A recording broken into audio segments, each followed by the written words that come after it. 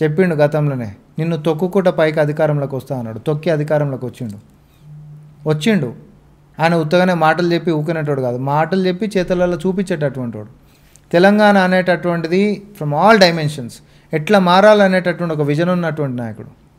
So అది ప్రకృతి పరంగా లేకపోతే సంక్షేమాల విధానంలోనైనా లేకపోతే అభివృద్ధి పదంలోకి తీసుకొని పోయేటటువంటిదైనా అంతేందుకు అబ్బా, తెలంగాణలో అసలు టోటల్ ఇప్పుడు ఉంటున్నటువంటి దేశంలోనే ప్రధాన సమస్య ఏంటి అని అంటే ఎంప్లాయ్మెంట్ అనేది మనందరికీ తెలుసు. అటు బీజేపీ ప్రతి సంవత్సరం 2 కోట్ల ఉద్యోగాలు ఇస్తామంటే వాడు ఇప్పుడు మాట్లాడింది కూడా లేదు. అట్లాంటిది ఉద్యోగాలు ఇప్పుడు టెక్నాలజీ, టెక్నాలజీ, మనం ఐటీ సంస్థలతోటి మనకు అవగాహన ఉంది, కంపెనీలు ఎట్లా పనిచేసేదండి. ఈరోజు బీటెక్లు అందరికీ ఉంటున్నాయి, సర్టిఫికెట్లు అందరికీ ఉంటున్నాయి. క్వాలిటీ ఆఫ్ ఎడ్యుకేషన్ ఉందా, స్కిల్ అనేటటువంటిది ఆ యొక్క స్టూడెంట్కి ఉందా అంటే నీకు తెలుసు, నాకు తెలుసు విజయ్. అసలు ప్రభుత్వ పాఠశాలలు లేవు కదండి. అరే నేను ఏమంటున్నా, ఒక ఐటీ జాబ్కే నువ్వు పోయినావు అనుకో, నీకు ఆడ స్కిల్ ఉంటుందా? ఆ స్కిల్లే లేదు. అట్లాంటప్పుడు నీకు కొలువు ఎందుకు వస్తుంది చెప్పు, నీకు కొలువు ఎందుకు వస్తుంది? సో దీన్ని ఐటీఐ అని చెప్పి మనకు ఉంటుండే. ఓకే, ఐటీఐలు ఉంటున్నటువంటి దానికి మొత్తం అన్నిటిని ఏటీసీల లెక్క మార్చిండు, అడ్వాన్స్డ్ ట్రైనింగ్ సెంటర్స్ లెక్క మార్చి తీసుకొని వచ్చిండు. దీంట్లో ఏంటివి, వర్చువల్ వరల్డ్కి సంబంధించినటువంటివైనా, లేకపోతే ఆర్టిఫిషియల్ ఇంటెలిజెన్స్కి సంబంధించినటువంటివైనా, లేకపోతే స్మార్ట్ ఫోన్స్కి సంబంధించినటువంటి గ్యాడ్జెట్స్కి సంబంధించినటువంటి రోబోటిక్స్ అయినా, అడ్వాన్స్డ్ టెక్నాలజీస్ ఏవేవైతే ఉంటాయో ఇవన్నిటిని కూడా తెలంగాణ పిల్లలు అనేటటువంటిది స్కిల్ ఉండాలి. తద్వారా మన పిల్లలకి కేవలం ప్రభుత్వ ఉద్యోగాలు మాత్రమే కాదు, ప్రైవేట్ రంగాలలో కూడా కొలువులు ఎక్కువ వచ్చేటటువంటి ఒక వేదికను నేను తయారు చేస్తా అని చెప్పేసి సుమారు రాష్ట్రంలో ఉంటున్నటువంటి 65 నుండి టీసీఎస్ తోటి మనము పొత్తు పెట్టుకొని ఏటీసీలుగా మార్చినాం. ట్రైనింగ్ అనేటటువంటిది అడ్వాన్స్డ్ టెక్నాలజీస్ మీద అవుతాయి. ఇది ఇట్లా పక్కన పెడితే యంగ్ ఇండియా స్కిల్ యూనివర్సిటీ అని చెప్పి ఒక యూనివర్సిటీ, అదేంది ఆ బ్రెయిన్ చైల్డ్ రేవంత్ రెడ్డి గారిది. ఒక యూనివర్సిటీ పెడితే ఏంది అని అంటే అక్కడకు వస్తున్నటువంటి కంపెనీలే దాన్ని చూసుకుంటాయి.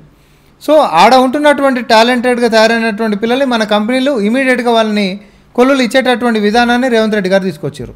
సూటు బూట్ వేసుకొని ఏమో రేబాన్ కళ్ళద్దాలు పెట్టుకొని బిల్డింగ్ వదిలిపెట్టకుండా పోయిన కాడ అలా ఆడు ప్యారిస్ ఇంకోటి తీసుకో ఏదైనా తీసుకో, సోషల్ మీడియాని గిర్రగిర్రా తిప్పినటువంటి కేటీఆర్ ఎందుకో ఇట్లాంటిది ఒక పని చేయలేడు.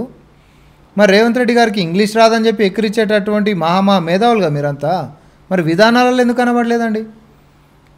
చదువు ఇంగ్లీష్ రాదు అనేటటువంటి రేవంత్ రెడ్డి గారు 2 సంవత్సరాలలో 2,25,000 కోట్ల రూపాయల పెట్టుబడులు ఈ యొక్క రాష్ట్రానికి తేగలిగిండు.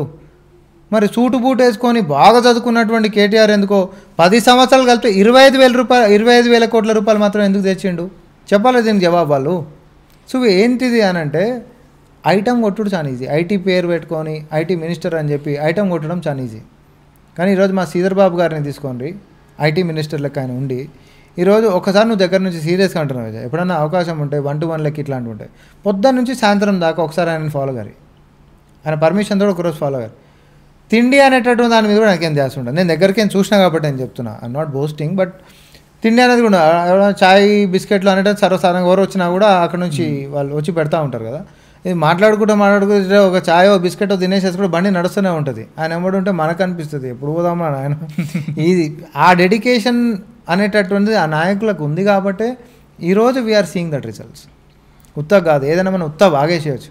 ఎందుకో 10 సంవత్సరాల నుంచి నీ ప్రోగ్రెస్ రిపోర్ట్ ఐటీ మినిస్టర్ లెక్క, నీ దృష్టిలో ఐటీ అంటే ఇవాంకా ట్రంప్ ఉంటుండే కేటీఆర్. నువ్వు అదే చెప్పినావు కూడా, ఐటీ అంటే ఇవాంకా ట్రంప్ ఉంటుండే. ఓకే, కానీ రేవంత్ రెడ్డి గారు శ్రీధర్ బాబు గారి దృష్టిలో ఐటీ అంటే ఇన్నోవేటివ్ తెలంగాణ అవుతుంది. There is a difference.